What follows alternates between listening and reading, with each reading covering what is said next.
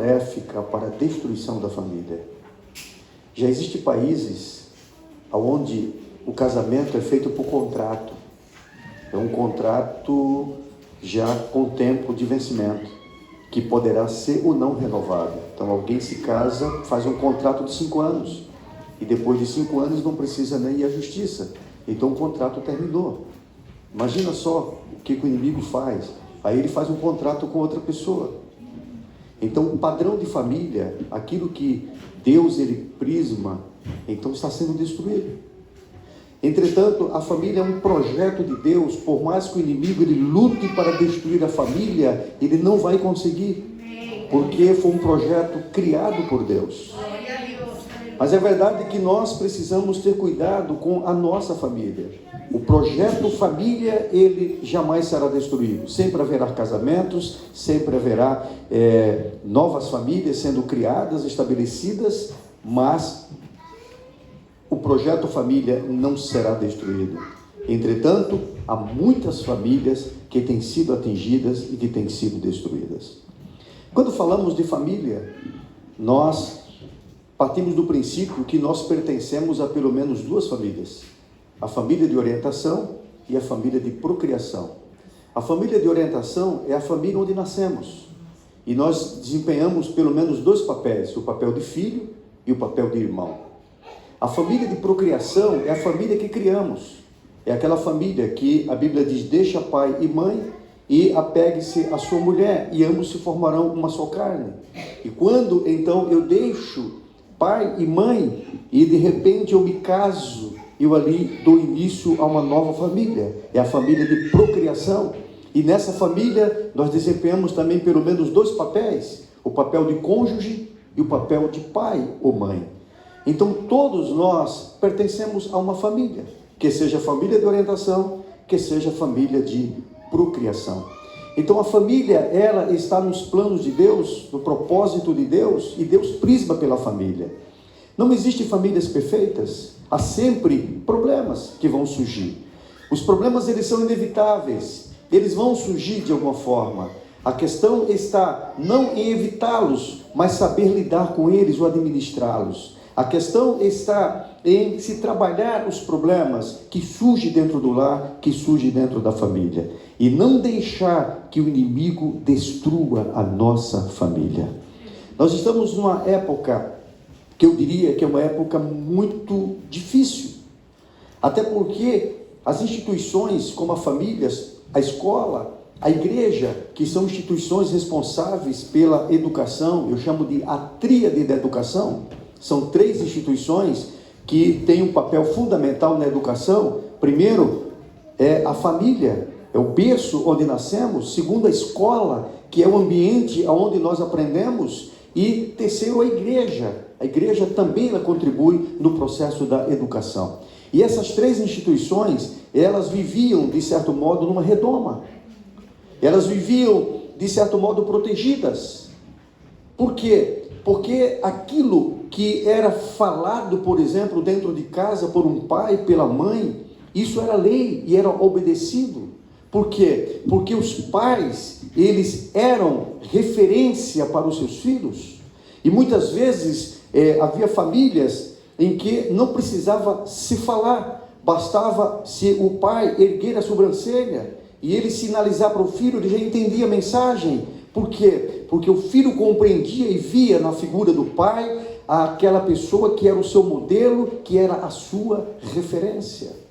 Na escola, um professor era tido como mestre, era aquela pessoa que tinha o conhecimento e o professor ele era reverenciado pelo seu aluno. Na igreja, o pastor, a figura do pastor, a figura do líder espiritual, que havia uma autoridade espiritual muito grande na parte do pastor, e a igreja, ela, de certo modo, seguia ou obedecia. Mas acontece que o mundo, ele sofre uma transformação. O mundo, ele vive uma revolução, que eu chamo a revolução das comunicações. E isto começa a ganhar maior volume a partir da década de 1980. Quando, na verdade, o mundo ele começa a passar pelo processo da globalização. E com a globalização, ao aumento da tecnologia. E com isso, nós passamos a ter acesso à informação. E aí vem o telefone, e vem o celular, e vem a internet, e vem os meios de comunicação que facilita a nossa comunicação.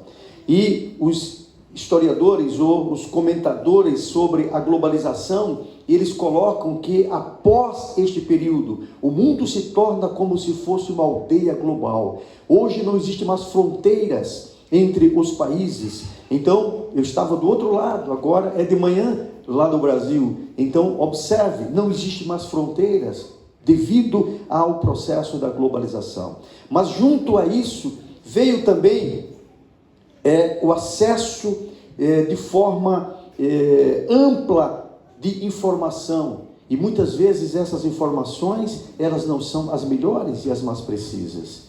E hoje, a geração que está sendo criada é uma geração que está buscando modelos fora do seu ambiente familiar. E agora os modelos estão sendo o quê? Os influencers. Os modelos estão sendo os youtubers da vida, o TikTok da vida, onde eles estão agora buscando informações e recebendo informações e muitas vezes confrontando seus pais e não aceitando mais a orientação recebida dentro de casa. Então esse é um problema que nós enfrentamos na realidade. E é por isso que nós precisamos estar alertas em relação à nossa família. Porque o inimigo está jogando laços justamente para poder tragar os filhos e afastá-los dos caminhos do Senhor e da presença do Senhor. Eu quero trazer um exemplo nesta noite de uma família que não era perfeita, uma família que tinha seus problemas. Mas uma família que passa por um processo de espiritualidade, de aproximação de Deus. A família de Jacó, Gênesis 35, a partir do primeiro versículo. E como eu coloquei, não existem famílias perfeitas. Eu não vim aqui falar sobre a perfeição da sua família. A sua família pode ter problemas, mas eu vim como mensageiro de Deus para dizer para você que a sua família pode ser melhor. Se Cristo ele assume o comando da sua casa, do seu lar, a sua família pode ser melhor. Gênesis capítulo 35, a partir do versículo 1, diz assim: Depois disse Deus a Jacó: Levanta-te, sobe a Betel e habita ali. Faze ali um altar ao Deus que te apareceu quando fugiste diante da face de Esaú, teu irmão. Então disse Jacó à sua família e a todos os que com ele estavam: Tirai os deuses estranhos que há no meio de vós, e purificai-vos, e mudai as vossas vestes, e levantemo-nos e subamos a Betel, e ali farei um altar ao Deus que me respondeu no dia da minha angústia, e que foi comigo no caminho que tenho andado. Observe aqui nesse texto que existe uma tríplice relação. Aqui fala sobre Deus, sobre Jacó e sobre a sua família. Diga comigo: Deus, Jacó, família.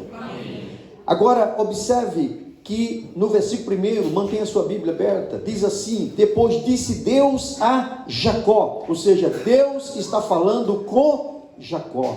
E eu costumo dizer que bem-aventurado o pai de família que ainda escuta Deus falar com ele. Aqui diz: Deus falou com Jacó, Deus disse a Jacó. Então é importante nós pararmos para ouvirmos Deus falar conosco, porque temos a responsabilidade com a nossa casa, com a nossa família.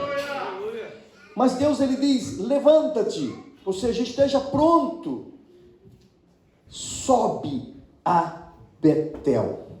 E é interessante aqui que Deus ele fala com Jacó depois que Jacó passa por uma série de experiências na sua vida.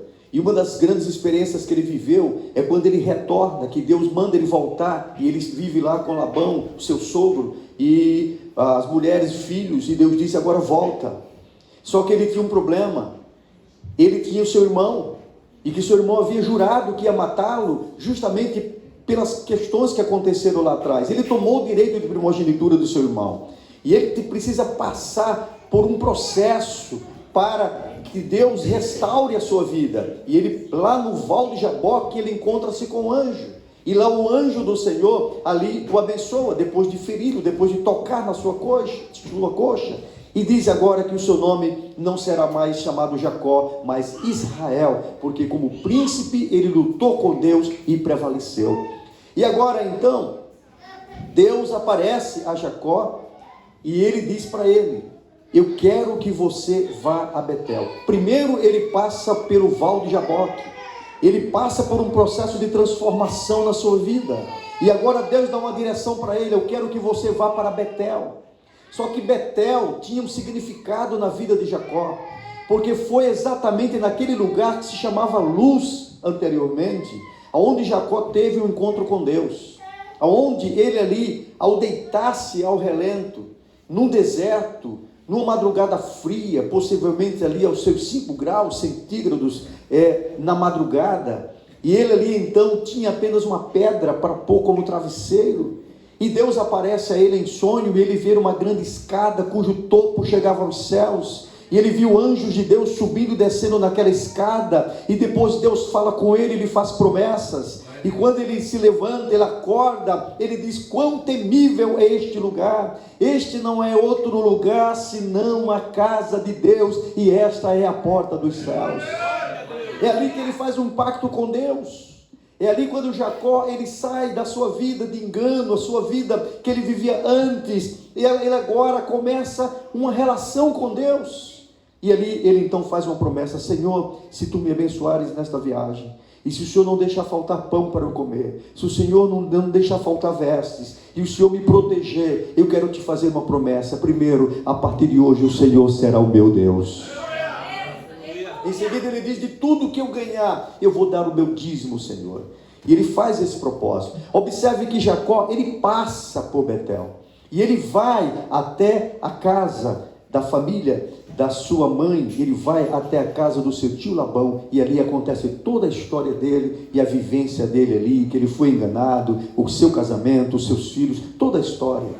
Mas agora Deus fala novamente sobre aquele lugar onde ele teve o encontro. Ele disse: eu quero que você volte. Sabe lá onde começamos? Eu quero que você volte ao princípio onde começamos.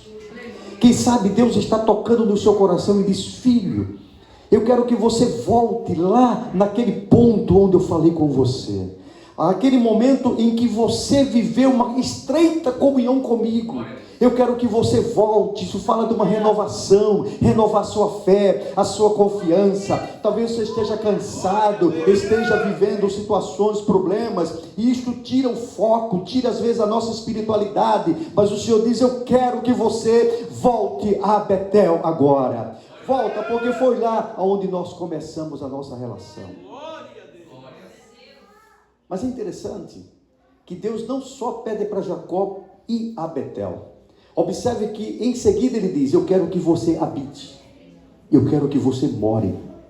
Não é só passar, eu quero que você habite lá. E diz: sobe a Betel e habita lá. Eu quero que você faça morada em Betel. Então agora é o seguinte: olha, Jacó, ali no princípio você apenas passou, e eu quero ter uma experiência mais permanente com você. Eu quero que você permaneça na minha presença a partir de agora. E Jacó, ele tem essa vivência. Ele então recebe a mensagem de Deus, e Deus diz: mas tem algo mais, Jacó. Eu não quero apenas que você vá a Betel e você more em Betel. Eu quero que você faça algo mais. E ele diz o seguinte: eu quero que você faça um altar a Deus. E ele diz: ao Deus que te apareceu quando fugiste diante da face de Esaú teu irmão. Eu quero que você vá a Betel e você edifique um altar em Betel. Então Deus fala com ele, e Deus fala qual é o propósito dele na vida de Jacó. E agora começa tudo. Eu falei dessa tríplice relação. Você observa que nesse primeiro momento Jacó está se relacionando com Deus, ele está falando com Deus, Deus está falando com ele. Aí versículo 2 diz: então disse Jacó à sua família. Então observe que agora Jacó, ele como sacerdote do lar, ele recebe a palavra de Deus e automaticamente ele transmite esta mensagem para a sua família. E ele diz: então disse Jacó à sua família e a todos os que com eles estavam. Então Jacó transmite a mensagem de Deus. E eu quero dizer, irmãos, que esse propósito todas as famílias devem ter. Às vezes nós, sei que diante de momentos da correria do dia a dia, às vezes não temos o tempo para fazer isso, mas precisamos reservar em algum momento esse encontro com a nossa família e transmitir a mensagem de Deus para a nossa família. Você chegou na fábrica, seus filhos estão dormindo, vá lá, põe a mão sobre eles e ore por eles. Cuida da sua casa, aonde você estiver. Porque Deus, Ele vai proteger a sua família. Ele vai abençoar a partir de você, a partir da sua atitude, a partir do seu compromisso com a sua família. E Jacó, ele agora se dirige à família. O que ele percebe? Que a família tem problemas. Porque às vezes nós estamos no nosso dia a dia tão focados nos problemas que é como se não enxergássemos as coisas que estão acontecendo. Mas nós precisamos dialogar com os nossos filhos. Precisamos nos inteirar com eles do que está acontecendo. E muitas vezes já não fazemos isso. Primeiro, como eu coloquei, não temos tempo. E quando chegamos, muitas vezes temos outras coisas para fazer. Mas é importante você escutar os seus filhos. E muitas vezes nós conversamos com eles quando vamos cobrá-los. E apenas para fazer cobranças. Mas é importante você chegar, sentar com ele e tentar escutá-lo. Como eu coloquei, muitos pais estão deixando de ser referência para os seus filhos. Não são porque são ineficazes, não são porque não são capazes, é porque o inimigo está simplesmente tirando o foco deles, a atenção deles. Eles estão descobrindo, muitas vezes, no influência que ele está seguindo, e que às vezes os pais não sabem com quem os seus filhos estão se relacionando, com quem eles estão conversando. Às vezes achamos que os nossos filhos estão em casa, você está trabalhando, eles estão em casa, ou está na escola, e na escola estão em casa, eles estão protegidos. E nem sempre isso está acontecendo. Muitas vezes, eles estão em contato com pessoas que podem trazer danos às suas vidas, e principalmente à sua mente, os seus pensamentos, a sua fé, a sua crença. Então o inimigo, ele está trabalhando veementemente. E como é que eu posso neutralizar isso? Primeiro, dialogando, conversando, procurando saber o que eles estão buscando, qual o interesse deles, o que eles estão interessados em quê. Às vezes nós ficamos chateados porque os nossos filhos estão lá no game o tempo todo, só quer jogar. Eu diria, por que não sentar com ele e jogar com ele? Senta, joga com ele, aprende a jogar, para que você possa, de fato, entender o que eles estão ali fazendo e você possa dar um feedback para eles. Às vezes o que eles estão fazendo é mal, é ruim, e não adianta apenas você dizer que não presta ou que é ruim. É importante você entender, compreender, para poder você auxiliar e você até confrontar. Então isso é importante. O que Jacó percebeu? Jacó percebeu que havia entre os seus filhos, na sua família, deuses estranhos. E ele coloca agora, versículo 2, ele diz: tirai os deuses estranhos que há no meio de vós. É agora que Jacó percebe, observe que estava lá, os deuses estavam lá entre eles. E como se Jacó não estivesse enxergando isso, não estivesse vendo.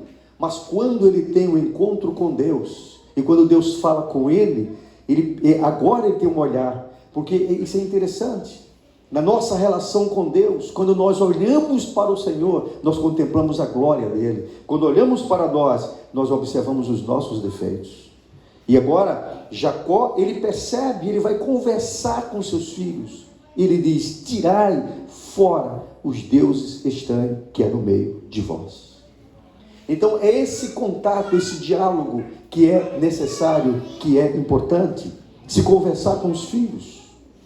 Hoje uma coisa que eu vejo que muitos lares estão deixando para trás é o uso da palavra de Deus, é o culto doméstico, é aquele momento de oração, é aquele momento em família, onde se lê a Bíblia, se lê a palavra e se ora juntos, certo? E algumas famílias, isso acontece muito frequentemente no Brasil, lá não se tem a jornada de trabalho que vocês têm aqui, então digamos que lá os pais têm mais tempo para os seus filhos, mas existem filhos que vivem nas suas casas como se sua casa fosse uma pensão.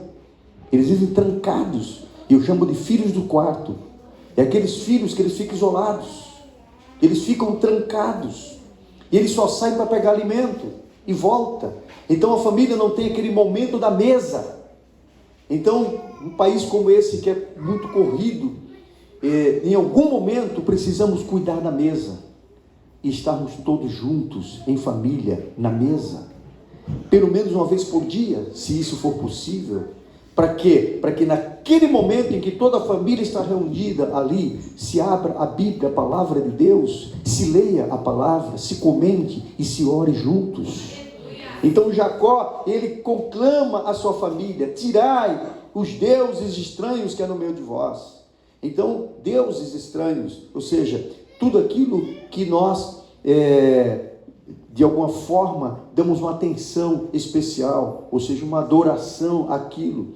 E hoje a gente observa que a realidade, as pessoas estão cada vez mais indo para o mundo virtual, as pessoas estão perdendo o contato com a realidade. As pessoas estão adoecendo psiquicamente por causa disso. Então famílias, pessoas adultas, não são só crianças e adolescentes, mas adultos estão adoecendo, porque eles vivem o tempo inteiro na telinha, o tempo inteiro, não conseguem parar mais. Isso está trazendo sérios danos e sérios prejuízos à vida física, à vida espiritual e à vida psíquica. Então precisamos cuidar disso. E Jacó diz: tirai os deuses estranhos que há no meio de vós. Em seguida, ele diz mais: purificai-vos. Então é hora de purificação.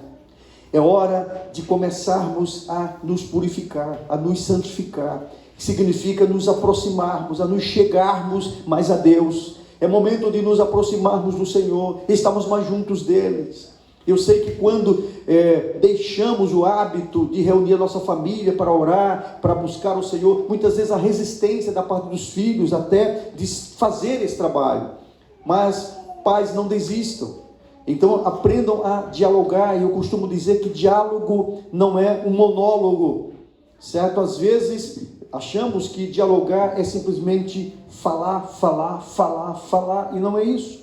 Às vezes estamos cheios de razão, estamos certos, porque sabemos o que é o melhor para os nossos filhos, mas o modo como falamos simplesmente faz com que eles não absorvam.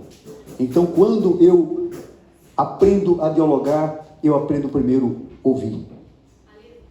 Então, quando eu ouço, senta aqui, vamos conversar. Eu me recordo quando minha filha mais velha, ela completou 15 anos, e minha esposa disse: a Jailma está querendo namorar. Ela tinha 15 anos. E eu havia escrito um livro, Abrindo o Jogo com Adolescente, que publiquei em 1998. Esse livro virou um best-seller na época. E eu coloco nesse livro, que o namoro precoce, ele traz determinadas consequências. E eu tinha que pagar com a minha língua. Então eu escrevi isso. E de repente ela chega e diz, a mãe chega e diz: ela quer namorar. E eu me preocupei com aquilo. E de repente eu chamei a Jailma, senta aqui no sofá, e ali agora eu sou o pai pastor, eu sou o pai psicólogo, então eu sou o melhor pai do mundo.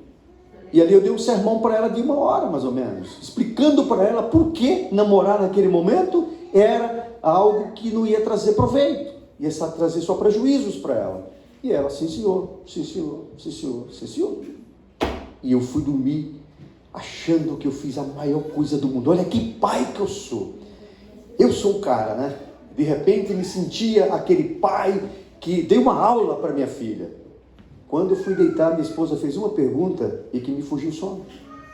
Ela só me perguntou o seguinte: você ouviu a Jailma? Não. Só isso. E aquilo me quebrou. Então, eu estava cheio da verdade. Eu estava certo de que eu estava cheio da verdade. Mas quando acordei, no dia seguinte, eu chamei a Jailma e disse: filha, senta aqui, vamos conversar. E eu queria começar te pedindo perdão. Por quê, pai? Me perdoa, filha. É que ontem nós sentamos para conversar e eu não te ouvi. E eu queria começar a te ouvir.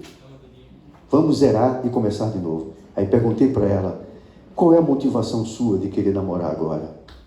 Ela disse: sabe, pai, as meninas na escola, principalmente, algumas meninas da igreja, ficam jogando os meninos e querem que eu fique com eles. E eu não quero isso para mim.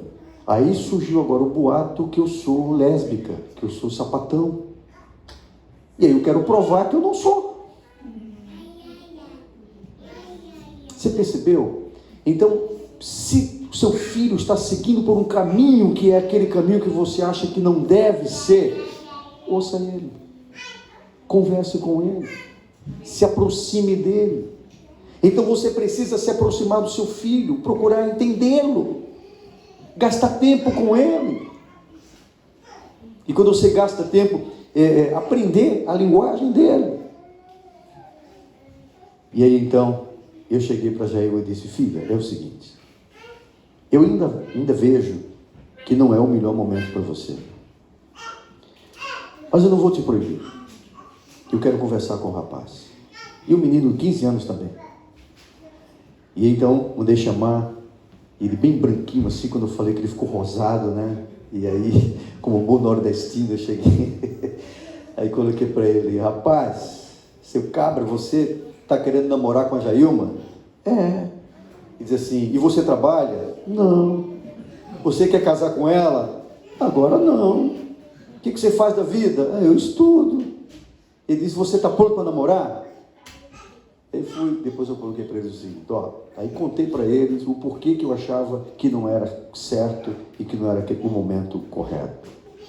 Ele disse: só que eu não vou proibir. Agora tem uma coisa. Aí cheguei para ele e disse: vocês não estão autorizados a saírem sozinhos. Se eu tomar conhecimento que vocês saírem sozinhos, você vai se ver comigo. Outra coisa, só vai sair se for com a nossa família ou com a sua família. Conversei com os pais do menino. Então, um lado ou outro. Então não vai sair só. Outra coisa, no dia que você chegar na minha casa, falei para ele, e nem a minha esposa, a mãe dela, e nem eu estiver, você não tem autorização para entrar na minha casa. Ouviu, Jailma? Ele não pode entrar em casa no dia que chegar aqui e nós não estivermos. Coloquei algumas regras e fui acompanhar. 3 meses depois eu cheguei, Jailma estava lá de canto chorando, desconsolada. E o que foi, filha? É que eu descobri que o fulano está me traindo. Ele estava lá com outra menina. Eu não falei, filha? Mas eu cheguei para ela e disse: mas filha, você é maior do que isso. Por que baixar a cabeça? Ele está mostrando que ele não é a pessoa para você. Então ergue a sua cabeça. E ela então enxugou as lágrimas e disse: não quero mais saber disso. Ela queria só provar para as meninas que ela não era lésbica. Então de repente ela se desinteressou e só veio namorar com 19 anos. E daí então casou. Diálogo. Dialogar foi o que Jacó fez com seus filhos. Ele dialogou, ele conversou. Ele chega agora na sua casa e diz: tirai fora os deuses estranhos que há no meio de vós. Ele diz: purificai-vos. É hora de nos purificar, é hora de nos santificarmos. Em seguida ele diz: mudai as vossas vestes. Mudar as vestes significa a nova vida. Vocês vão viver uma vida nova a partir de agora. Então trata-se de uma renovação. Quando o filho pródigo voltou para casa, a primeira coisa que o pai disse foi: trazei-lhe vestido novo. Então vestes novas. E Jacó diz: olha, tirai os deuses estranhos que há no meio de vós, purificai-vos, mudai as vossas vestes. Agora versículo 3 é fantástico. Observe o versículo 1. Depois disse Deus a Jacó: levanta-te. Veja o versículo 3 que aqui diz: levantemo-nos e subamos. Agora no plural. Deus disse: Jacó, levanta-te e sobe. Jacó agora inclui a sua família no propósito de Deus. Ele diz: levantemo-nos e subamos a Betel. Aleluia! Traga sua família junto com você. Tenha sua família com você. Preze pela sua família. Família é uma bênção, irmãos. Uma bênção de Deus. Está lá no Salmo 128. A família é uma dádiva do Senhor. E agora, Jacó, ele inclui a família dele no plano de Deus. Então você tinha Jacó e Deus. Deus e Jacó. Agora você tem Jacó, sua família, em segundo. Jacó, a família. Agora você tem Jacó, a família e Deus. É uma tríplice relação. Agora o ciclo completa. Deus aparece a Jacó. Então Jacó tem uma relação com Deus. Jacó agora se relaciona com a sua família. Ele transmite a mensagem de Deus para a sua família. E agora ele, junto com a família, ele leva a sua família a Deus. Aleluia. Agora é interessante, observe na sequência do versículo. Está no plural. E levantemo-nos e subamos a Betel. E curiosamente diz assim, e ali no singular, farei um altar. Não diz faremos um altar. Percebeu? Ele não diz faremos um altar, ele diz farei um altar. Porque a responsabilidade de montar, de erguer o altar é do sacerdote da casa. Ele envolveu a família, mas a responsabilidade era dele. Deus disse, Jacó, é você que tem que fazer. É você que tem que fazer. E a esposa está do lado, ali, como ajudadora, junto desse projeto de Deus. E agora, ele diz assim, farei um altar.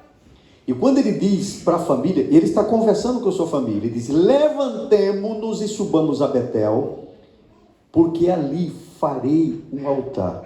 E aí ele dá um testemunho ao Deus que me respondeu no dia da minha angústia e que foi comigo no caminho que eu tenho andado. Pais, nós precisamos ser esse modelo para os nossos filhos. Nós precisamos orar e os nossos filhos ver as nossas orações sendo respondidas. E eu conclamo a cada um aqui para ser modelo. Seja um modelo para o seu filho, um modelo, exemplo de oração, de leitura da Bíblia. Seja esse exemplo, esse modelo para o seu filho. E aqui, de repente, quando ele coloca, ele diz, ao Deus que me respondeu no dia da minha angústia. Glória seja dada ao nome do Senhor. Então Jacó agora ele envolve a sua família dentro do plano de Deus. E agora aqui entra o altar, que é a construção do altar. E o que era o altar? Era um lugar de adoração. Era aquele, geralmente era pedras, era madeira, e ali se imolava um animal, e ele se oferecia holocausto ao Senhor. E agora Jacó, ele ergue o altar. O altar é sinônimo da presença de Deus, da relação com Deus.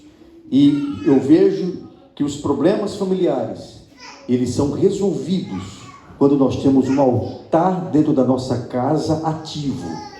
Um local onde adoramos, onde servimos ao Senhor. Quando deixamos que o Senhor, Ele seja Senhor absoluto da nossa casa.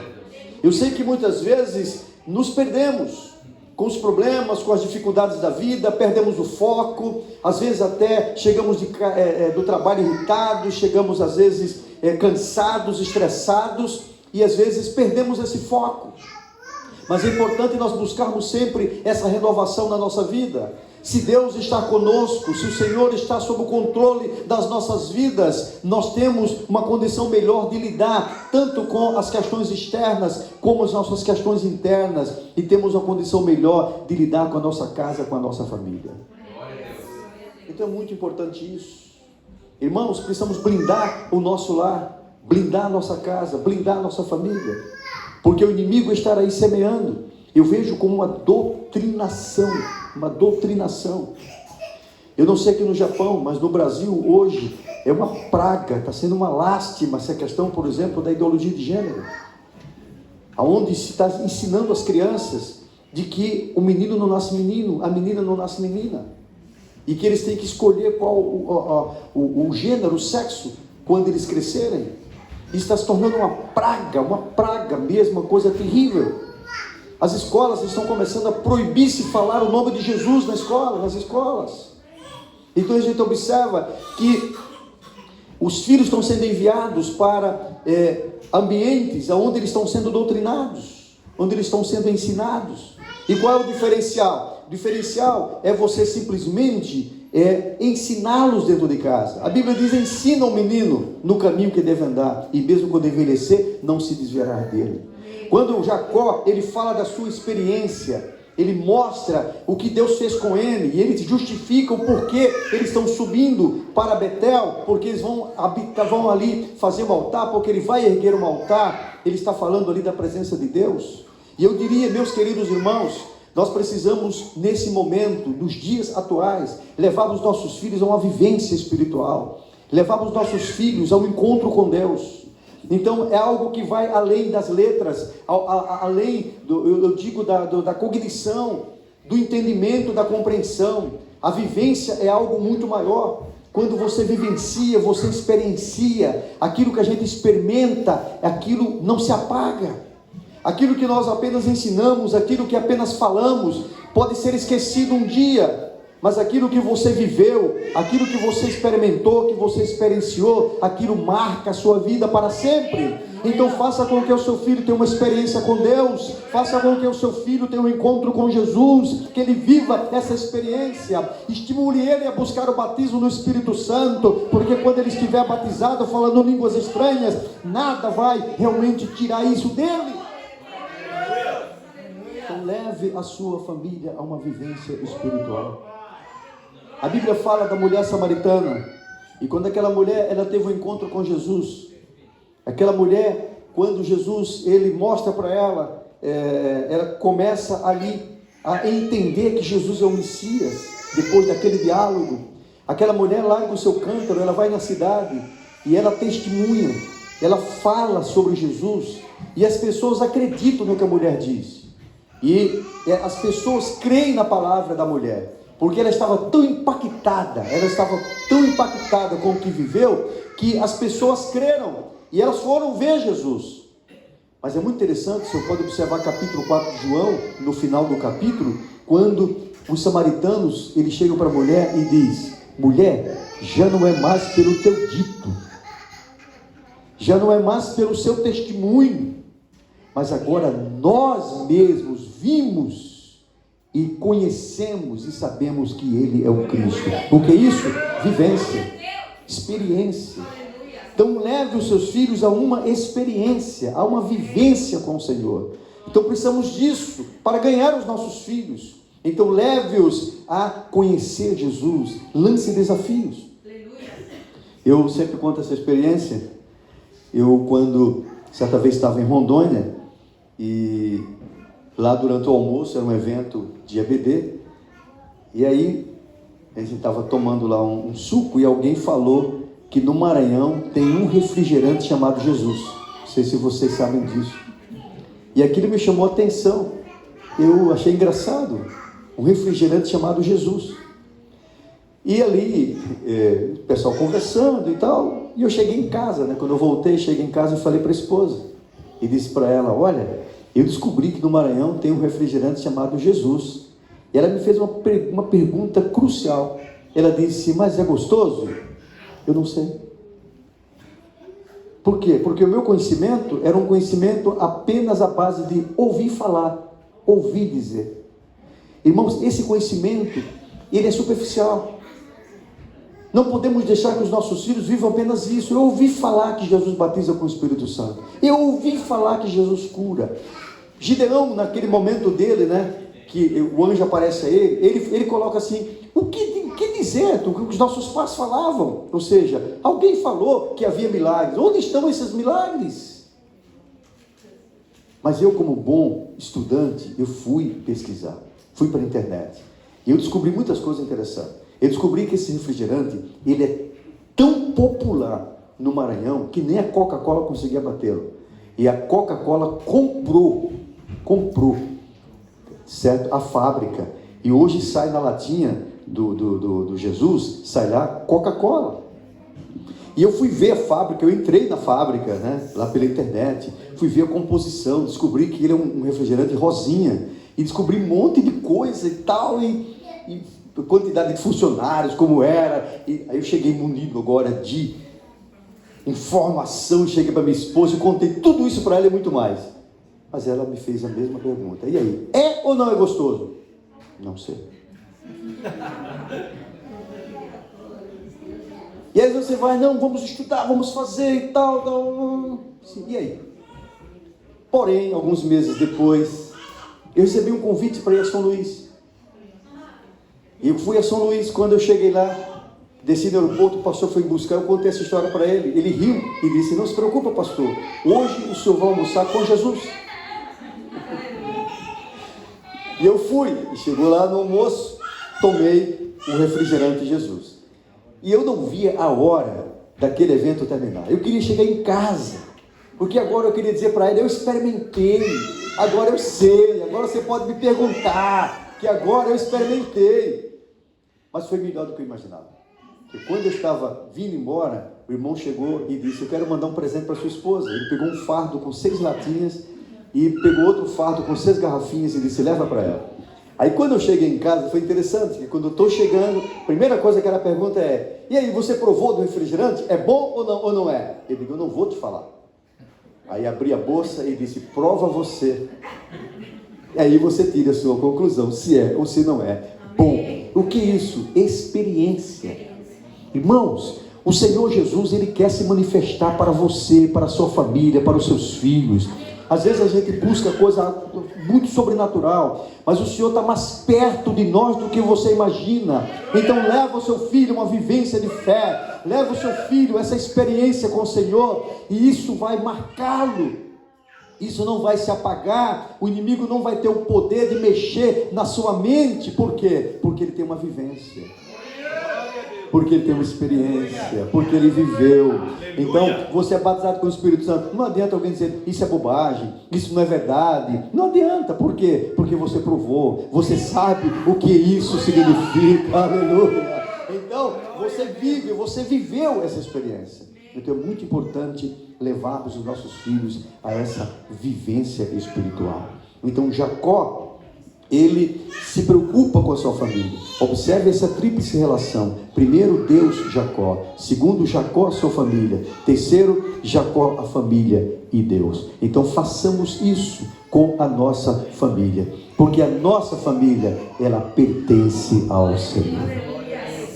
Oh, aleluia, aleluia, aleluia. Por mais que o inimigo queira lutar contra a sua casa, a sua família pertence ao Senhor. E eu quero orar nesta noite por você, pela sua família. Não sei qual é a sua realidade, não sei o que se passa, mas eu só quero dizer que sua família pode ser melhor. E tudo parte de uma atitude, de uma decisão.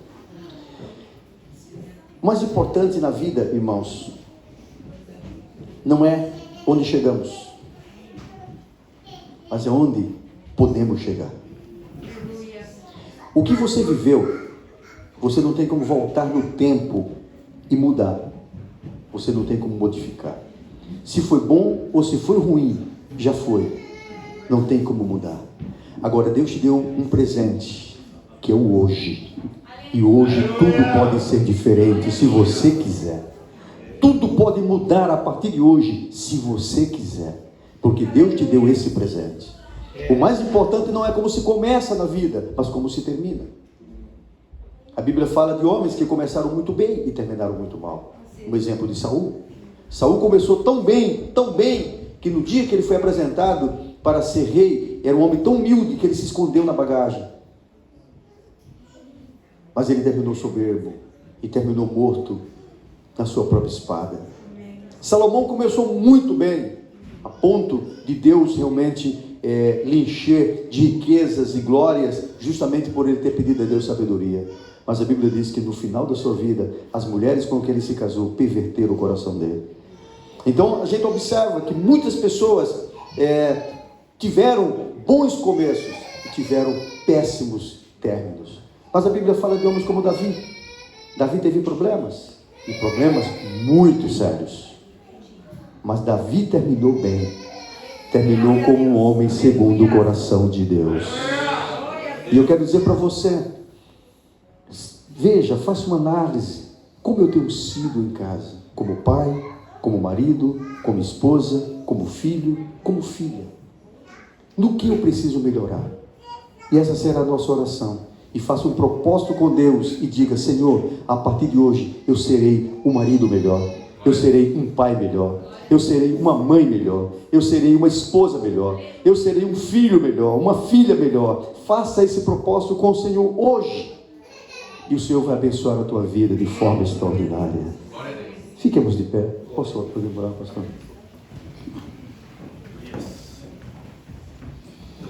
Eu acho que as famílias estão juntas, né? Mas se alguém não está junto da sua família, eu vou pedir para que, por favor, fica do lado aí, pais e filhos, se possível. E eu quero que você ore, os pais orem pelos filhos e vice-versa. Toquem, se abracem aí, coloquem a mão sobre o ombro e orem juntos agora, em família. Pastor, estou sozinho aqui, não tem problema, você é o representante agora do seu lar, da sua casa, da sua família. E Deus vai te abençoar, você ser um canal de bênçãos na sua casa, na sua família. Então diga: Senhor, eu estou aqui, eu quero ser esse canal para abençoar a minha casa, para abençoar a minha família. E o Senhor vai te abençoar, e essa bênção vai chegar na tua casa. E você vai também ali colocar a mão sobre o seu marido, sobre os seus filhos, sobre a sua esposa, sobre os seus pais. E você vai receber essa bênção e transmitir essa bênção para eles.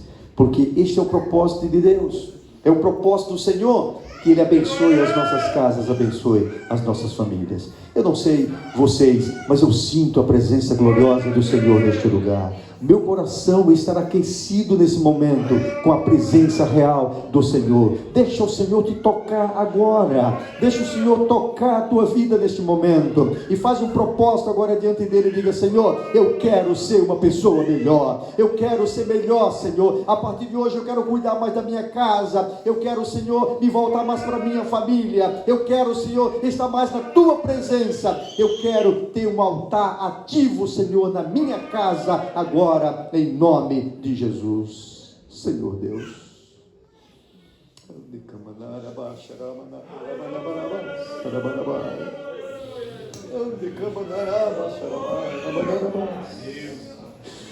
Te louvamos, Senhor, te adoramos. Aqui estão as famílias, Senhor. Estas famílias, ó Senhor, pertencem a Ti. Os filhos, Senhor, são a herança do Senhor. Como diz a Tua palavra, eu quero pedir a proteção, Senhor, sobre essas famílias agora. Ó Deus, que o Senhor visite esses lares, Senhor, essas famílias. Se há algo a ser tirado, algo estranho ali, retira em nome do Senhor Jesus. Ocupa, Senhor, todo o espaço da casa, da família, ó Pai, em nome de Jesus. Proteja, Senhor, os filhos, as crianças, os adolescentes, os jovens, Senhor. Proteja-os das setas maléficas, ó Senhor, da doutrinação do mal, ó Senhor, dos influencers que trazem, Senhor, muitas vezes mensagens contrárias à Tua palavra, até mensagens diabólicas, satânicas, Senhor. Proteja os filhos que possam distinguir, Senhor, o certo do errado, o bom do ruim, em nome de Jesus. E que haja harmonia, que haja paz, que haja amor, que haja compreensão, que haja perdão, que haja felicidade, Senhor. Envia tudo isso para essas famílias, ó Pai, no nome de Jesus, em nome de Jesus, em nome de Jesus, em nome de Jesus. Renova, Senhor, o altar desses lares, dessas famílias, para louvor e glória do Teu nome, Senhor. Nós Te louvamos, nós Te rendemos graças, no nome de Jesus. Amém. Amém. Glória a Deus. Podeis tomar assento?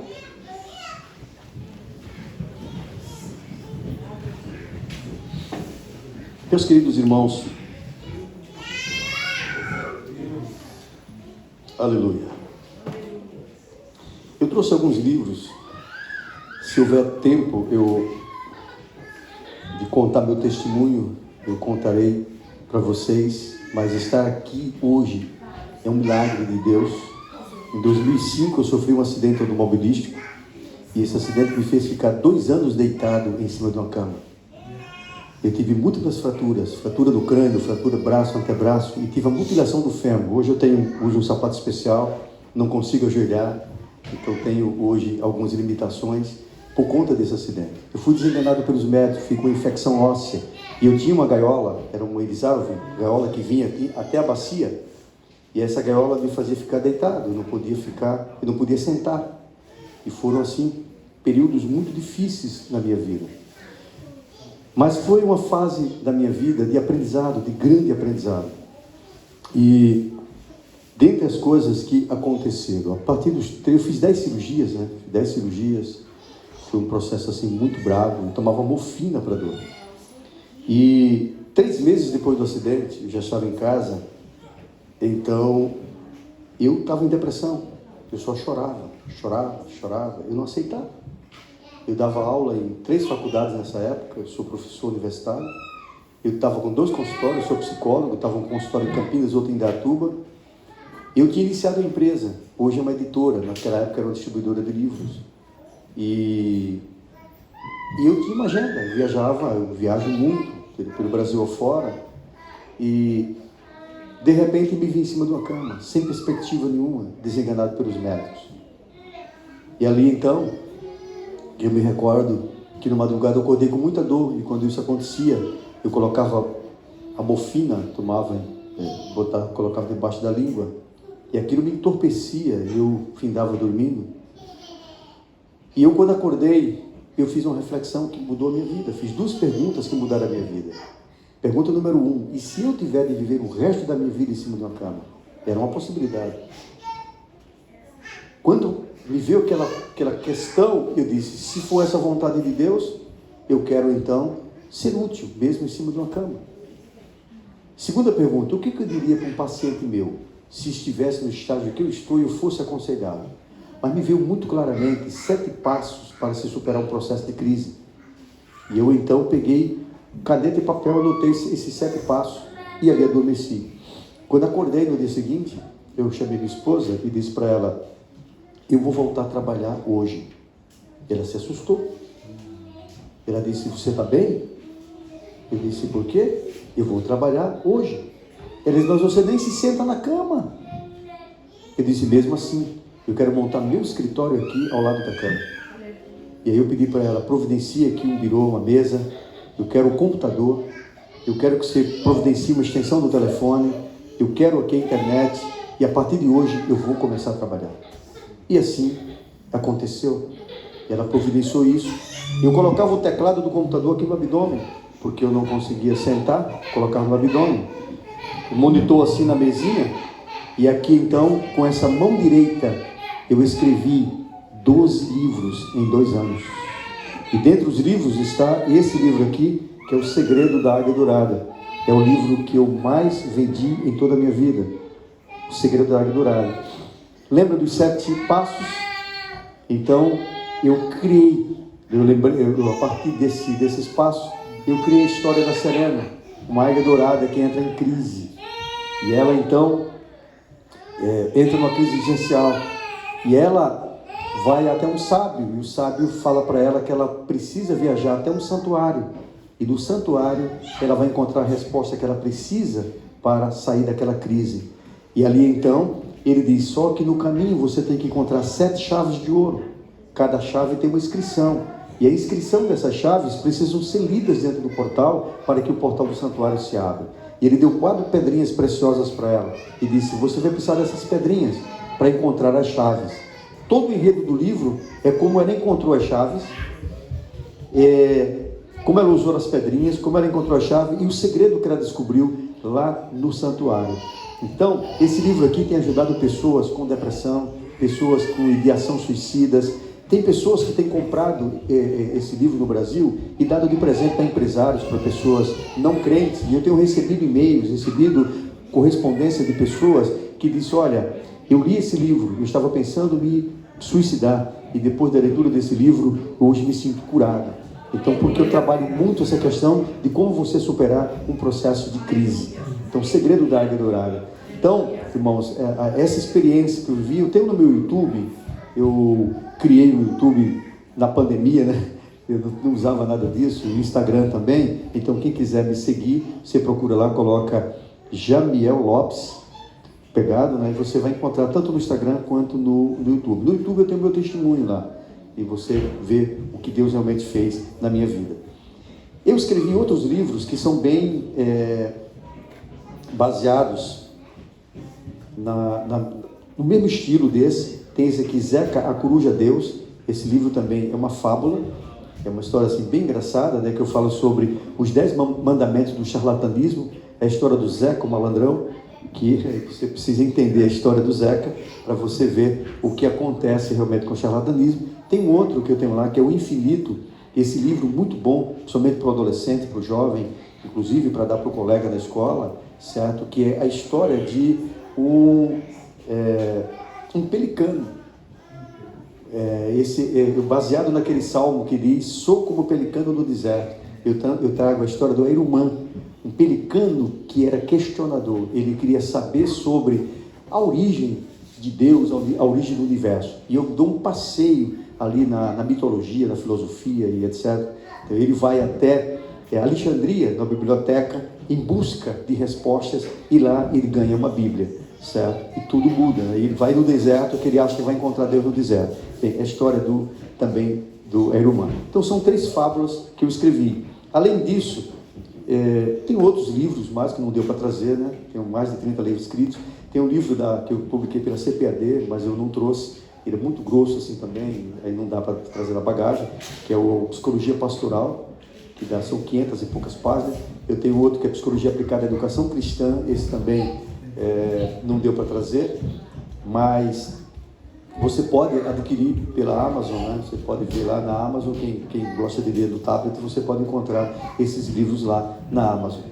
Esse daqui é um livro, A Ressurreição do Gabriel. Esse livro é bem interessante. Eu estive em Nova York e eu conheci o Gabriel. O Gabriel nasceu morto, esse menino.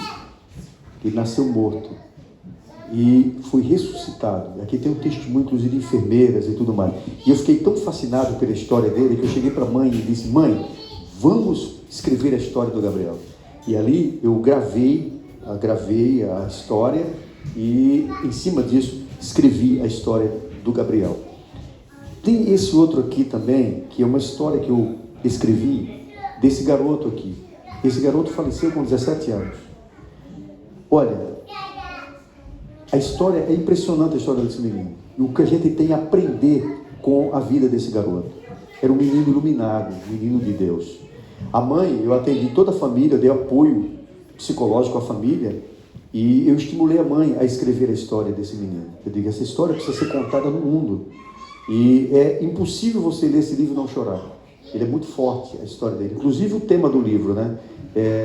Além das montanhas, uma história de fé. E eu trouxe também, para quem gosta de teologia, a introdução da teologia sistemática, principalmente para quem é professor de escola dominical. Esse aqui é um livro que eu escrevi junto com meu irmão, onde eu trago aqui as doutrinas de Deus, de Cristo, do Espírito Santo, homem, pecado, salvação e assim sucessivamente.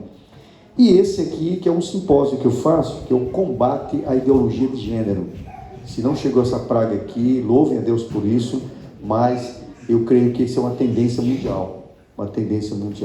Então, assim, como você, de fato, se precaver em relação a esse tipo de coisa. Então, acho que não sei se tem mais algum título lá, e nós colocamos assim, eu não estou bem afinado com a questão de valores aqui, mas conversando com o pastor Eduardo, ele chegou à conclusão, disse: não, é em torno de 2.000 ienes, né?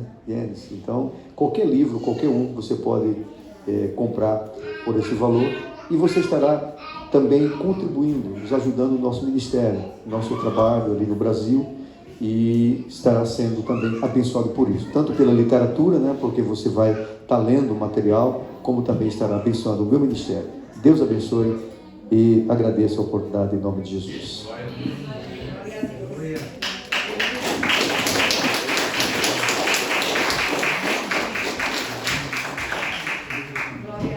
Glória a Deus. Deus abençoe, pastor Jamiel. Então, os irmãos, adquira o material, né? Compre um livro, Deus abençoe ricamente a sua vida. Irmãos, amanhã tem mais, tá? Amanhã, 10 horas da manhã, vai ser o trabalho de casais, né? E já estamos preparando para o dia de amanhã. Deus vai estar aqui usando mais uma vez a vida do pastor. Deixa eu passar os avisos aqui. Na próxima semana, dia 6, é sábado, né? Dia 6, sábado, nós vamos estar indo para Moca, para a sede, né? Os obreiros, né, que já deram os seus nomes, vamos estar indo para a sede. Deixa eu só avisar aqui, né, como eu conversei com o pastor presidente, e dessa vez não vai ser possível a gente sair aqui e dormir um pouco lá, né, descansar. Então, nós vamos sair de manhã, né, de madrugada, ou seja, né, provavelmente entre 2 e 3 da manhã. Os irmãos, estou avisando para os irmãos que vão, né, e ainda só estou incerto se vamos precisar de mais um carro ou eu fui ver um carro para alugar maior, né, mas a minha carteira ela só dá para dirigir até 10 passageiros, a vaga maior é 10 passageiros. Até a última vez que a gente foi, eu peguei uma de 12 e a gente agora mudou lá. Eu pedi a carro e falou que não dá, só de 10. Aí, como de 10 a gente tem 11 na lista, aí eu fiquei pensando, ou vai o meu carro e mais um irmão que possa ceder o seu carro e vamos em 2 carros. A questão é motorista para poder dividir o volante, né? Os irmãos que sempre vai para lá, sempre gostam de ir em 2, inclusive eu, no mínimo 2, para poder dirigir. O Marco veio sozinho, né? Mas é caso à parte, não é sempre. A gente já está mais um pouquinho mais cansado, então 2 motoristas é o ideal para poder estar indo para lá. Isso a gente vai estar resolvendo até essa semana. A gente entra em contato pelos grupos e já deixa tudo certinho para nós sairmos daqui na manhã de sexta-feira, né, irmão? Porque é sábado. Então vai sair na madrugada de sábado, na verdade, aqui, né? E então os irmãos falam assim porque os irmãos vão dormir na sexta já se programando para isso. Vai pensar, vai dormir no sábado, aí vai acordar no domingo, aí já acabou o negócio, né? Deixa eu falar aqui também, da manhã já falamos, né? Amanhã 10 da manhã inicia, mas para os obreiros organizadores vai estar aqui cedo, né? Nós vamos estar aqui, nós não vamos voltar para casa, vamos ficar aqui, né? E amanhã cedinho nós já estamos aqui para ajudar a organizar, e os irmãos que vão organizar não chegam 10 horas, vocês têm que chegar, os obreiros, assim, os que já estão na parte, vai chegar mais cedo aqui, a igreja vai estar aberta para poder terminar a organização do trabalho. Dia 3, né? Segunda-feira é 3. Segunda-feira, dia 3. Dia 3 nós vamos mexer aqui na igreja, tá? Quarta-feira não vai ter culto de oração, tá, irmã Edita? Essa semana não vai ter o culto de oração na quarta-feira, porque nós vamos mexer na reforma nessa parede aqui. Então, no domingo, depois do trabalho, vai desmontar tudo, jogar para cá as cadeiras e vamos desmontar, derrubar essa parede e fazer de novo, né? Então, esse feriadão vamos trabalhar isso aqui. Talvez segunda e terça, provavelmente quarta-feira, não sei, mas no mínimo assim a gente tem que deixar isso certo para deixar pronto. Sábado terá culto aqui, porque não é todos os obreiros, é a minoria dos irmãos que vão, e é Montainá e a gente não ter o trabalho aqui, eu cancelar o trabalho. O que acontece se eu cancelar o trabalho, alguns dos irmãos vão ter, pastor, não vai ter, então posso ir na igreja lá? Fulano, tá mudando outra igreja? Então, vai ter culto aqui no sábado, tá? E a ceia vai ser no domingo, né? Tá? Domingo vai ser culto de ceia. Então, vamos deixar bem certo aqui. No domingo vai ter o nosso culto de ceia, vai ser no próximo domingo, dia 7. Tá bom, irmãos? Deixar bem claro, porque os irmãos depois eles vão ficar assim, ainda, pastor, mas é mesmo, vai ser dia 7, né? Domingo, nós vamos estar ministrando a ceia. Já conversei com o obreiro, sabe, vai ser culto normal, pastor Edson, né? Culto normal aqui, né? Os irmãos que não vão, então vem, vai ter o culto aqui de louvor e adoração a Deus. E no domingo vamos estar toda a igreja aqui no culto de ceia do Senhor. Amém? Então, os irmãos já sabem, aqueles que vêm no sábado e às vezes não pode vir no domingo, como é feriado, é o final do feriado, eu creio que todos ainda estão. Então, vocês se programam, né? Porque às vezes vem no sábado, no domingo não vem. E aí a gente sempre ministra a ceia para aqueles que não podem vir no sábado, no domingo. Sempre faz isso. Só que como vai ter a ceia no domingo, quem não ceiar, não vai ceiar esse mês de... Mês que mês? Não, tá? Mês 5, né? Já, né? No mês 5, né? Vai ficar sem a ceia do mês 5.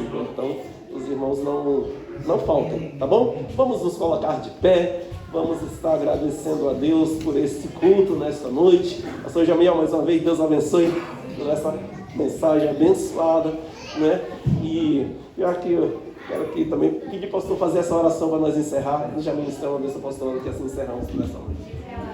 Oremos, meus irmãos. Senhor Deus, queremos agradecer ao Senhor por esta noite abençoada, quando estamos aqui na Tua presença, Senhor.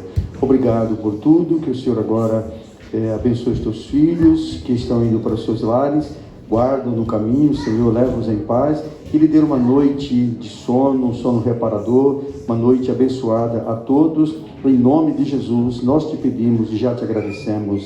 Amém. Amém. Amém, glória a Deus. Irmãos, um aviso rapidinho, chegou agora, né? Tem uma cantina, vai estar funcionando, tem pastel Sambiaconha, os irmãos abençoem a cantina lá, que está sendo de bênção também para a reforma. E também depois os obreiros, irmãos, homens, ajudem a trazer as mesas que vão aqui organizar essa parte aí ainda hoje, tá bom? Ajudem a fazer isso aí, em nome de Jesus. Levanta só as mãos. Que a graça do nosso Senhor e Salvador Jesus Cristo, o amor de Deus, a comunhão e a doce e amável consolação do Espírito Santo estejam com todos. Em alta voz vamos dizer amém. Deus abençoe a todos em nome do Senhor Jesus. E assim está encerrado.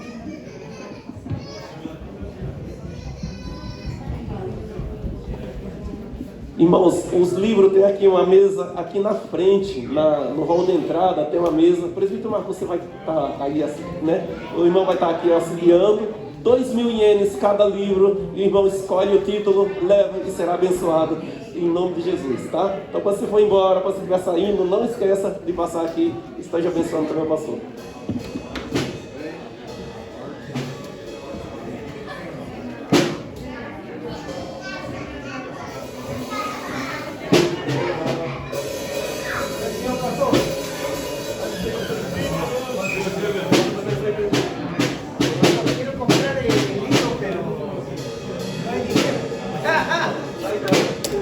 Tá bom.